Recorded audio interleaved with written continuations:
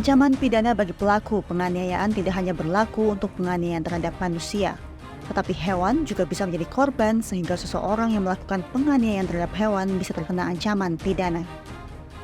Dan saya berkesempatan untuk berdiskusi langsung dengan bagian penyuluhan hukum, Divisi Hukum Polri terkait regulasi dari penyalahgunaan hewan dan peran hukum dalam pencegahannya.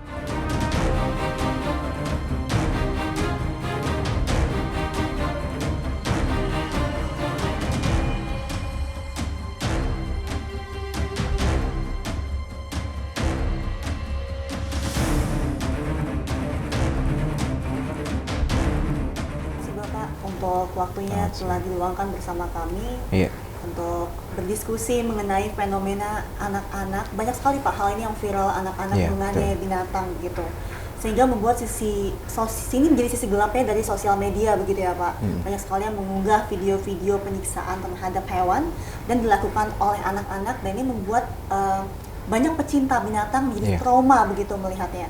Sebetulnya kalau dari segi dari pihak kepolisian, sebetulnya bagaimana peraturan dalam hal ini Bapak? Terima kasih atas waktunya, kita bisa diberi kesempatan untuk bertukar informasi. Sebetulnya terkait dengan fenomena penyiksaan hewan ya, itu sudah ada sebetulnya undang-undang atau aturan yang mengaku. Yang pertama itu ada di dalam Undang-Undang Dasar 45, itu pasal 14B itu juga mengatur. Kemudian juga di dalam KUHP itu juga mengatur pasal 302. Cuman memang pengaturan ataupun hukuman terhadap pelaku khususnya penyiksaan hewan ini memang kalau kita lihat hanya diancam dengan kurungan antara 1 bulan maksimal, minimal 1 bulan dan maksimal 6 bulan. Kemudian juga dikaitkan dengan denda. Memang kalau di dalam Undang-Undang Peternakan ataupun Kesehatan Hewan, di dalam Undang-Undang nomor 11 tahun 2012 itu diatur memang untuk yang dendanya itu lebih besar di situ, yaitu sekitar minimal 1 juta dan maksimal 5 juta. Nah, mungkin kalau kita rasa bisa juga terkait dengan ancaman hukuman yang seperti ini, bisa memungkinkan para pelaku ini tidak mengindahkan, atau juga kurang edukasinya. Edukasi kepada masyarakat terkait dengan bahwa hewan itu juga butuh perlindungan, butuh hak untuk hidup juga mereka, seperti kita diberi makan, diberikan kesehatan, pelayanannya. Apalagi juga mendekati seperti sekarang ini kurban, itu juga butuh kita untuk masyarakat itu butuh hewan-hewan yang betul atau binatang yang dikorbankan itu adalah untuk sehat gitu. Baik. Gitu Mbak.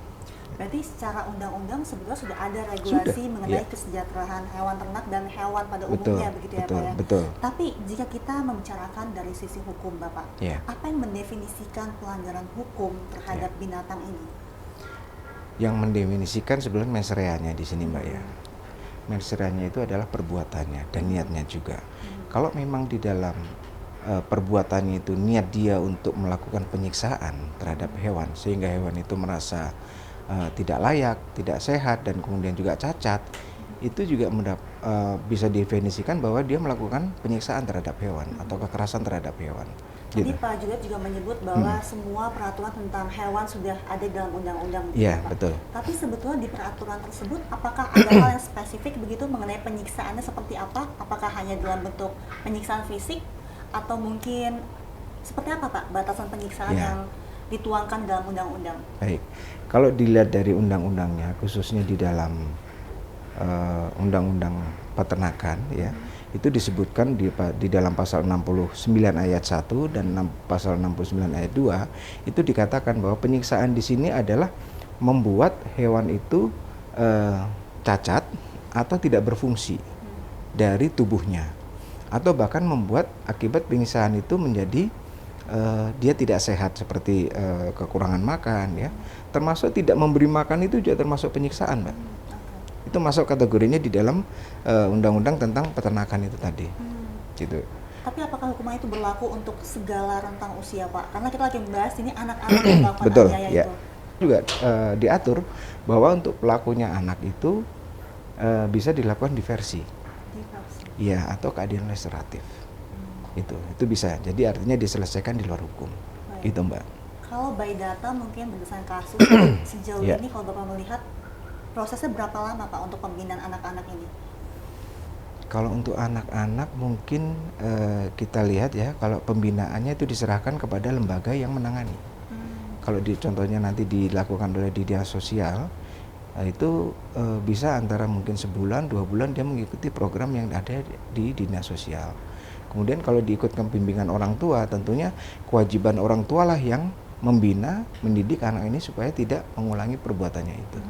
Itu Mbak. Jadi jangka waktunya juga diberikan hak asuhnya kepada ataupun ini pembinaannya pada orang tua atau pada dinas sosial gitu. Seperti yang kita bahas di awal Bapak, ini mungkin salah satu sisi gelap dari media sosial begitu. Betul. Ya. Banyak orang yang mengetahui akhirnya bagaimana perlakuan sebagian masyarakat terhadap binatang begitu. Apakah dari pihak kepolisian ada strategi khusus untuk meminimalisir hal ini? Ya. Untuk dari pihak kepolisian sendiri, di samping penegakan hukum itu adalah sebagai upaya terakhir ya. Tentunya kita juga memberikan upaya-upaya pencegahan. Yang pertama adalah tentang edukasi.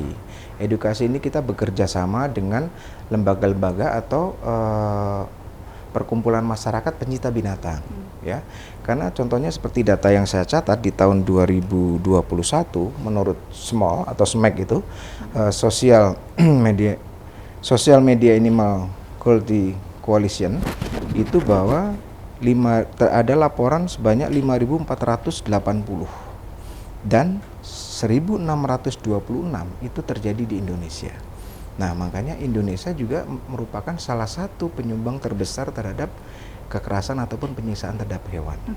Nah, tentunya upaya yang dilakukan oleh Polri di samping melakukan edukasi, ini juga kita memberikan sosialisasi kepada masyarakat, bekerja sama dengan lembaga-lembaga terkait dan organisasi masyarakat yang pecinta binatang supaya kita memberikan edukasi gitu. Edukasi kepada mereka yang pertama adalah memberikan pengertian kepada masyarakat bahwa hewan itu juga butuh kehidupan. Apa yang kita lakukan baik terhadap hewan itu merupakan memberikan hak kehidupan terhadap hewan. Nah, kemudian yang kedua adalah berani menegur. Nah, ini yang harus disampaikan, diberikan terus kepada masyarakat, berani menegur kepada orang yang melakukan kekerasan atau penyiksaan terhadap hewan. Setelah berani menegur, berani melaporkan. Nah, berani melaporkan ini juga harus kita bimbing, kita edukasi kepada masyarakat supaya tidak terjadi hal-hal yang tidak kita inginkan. Gitu. Karena hewan itu juga ada hewan yang dilindungi, ada hewan yang dipeliharaan, ada juga hewan yang di dalam pasal 302 itu KUHP itu adalah hewan yang berkuku satu. Hewan yang bermamah biak seperti sapi, kerbau, kemudian hewan juga begitu, hewan ternak, betul. Kemudian juga babi ya yang bermamah biak. Nah, itu juga merupakan hewan-hewan yang masuk di dalam pasal 302. Pasal 02 itu 302 KUHP ya. Itu apakah spesifik hanya untuk hewan ternak saja? Apakah termasuk hewan domestik begitu? Termasuk kucing, anjing juga, mungkin? Termasuk hewan yang dilindungi juga masuk di situ. Dan dikuatkan lagi di dalam Undang-Undang Peternakan nomor 11 tahun 2012 itu disebutkan di situ bahwa kurungan juga itu dilakukan minimal 1 bulan dan maksimal 6 bulan. Dendanya juga minimal 1 juta sampai 5 juta. Apabila mereka melihat hal-hal seperti itu, nampaknya kalau membuat viral juga tidak terlalu bijaksana begitu ya. Lalu bagaimana cara melaporkan kasus-kasus seperti ini, Pak? Nah, caranya tentunya kan bisa kita melalui handphone juga bisa ya. Atau melihat langsung laporkan kepada aparat terdekat seperti kalau di polisi itu kan ada polsek ya, atau bahkan pospol, atau bahkan babin kamtipmas yang turun ke desa-desa itu.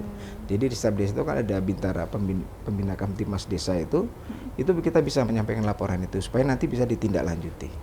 Dan ini kan sudah sering banyak yang terjadi, memang kebanyakan yang sudah dilaporkan itu yang sudah ada korban seperti yang digigit ya, kemudian dan lain sebagainya gitu Mbak. Gitu. Lalu bagaimana bentuk follow up-nya Pak? Follow up-nya tentunya kita dari pihak kepolisian tentunya supaya ini tidak terjadi, begitu laporan itu kita diterima, tentunya dari laporan itu kan kita dalami, kemudian kita datangi TKP-nya dan juga mencari saksi-saksi yang ada di sekitar situ untuk dijadikan berkas perkara, baru kita diproses. Begitu follow up-nya sampai kasus ini kita kawal sampai ke pengadilan. gitu. Semoga kasus penganiayaan terhadap hewan ini yang seringkali diabaikan begitu ya Pak akan terus menurun dan masyarakat juga sadar begitu bagaimana cara memperlakukan binatang begitu ya Pak. Terima kasih Pak Juat atas waktunya. Terima kasih Pak. sama-sama. Ya, selamat siang.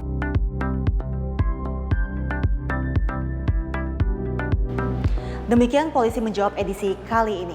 Polisi Menjawab hadir untuk menuntaskan keinginan publik akan berbagai informasi terkini, membuka kebenaran dan akurasi sebuah informasi. Saya Menteri Tanzil, pamit undur diri sampai jumpa dan salam presisi.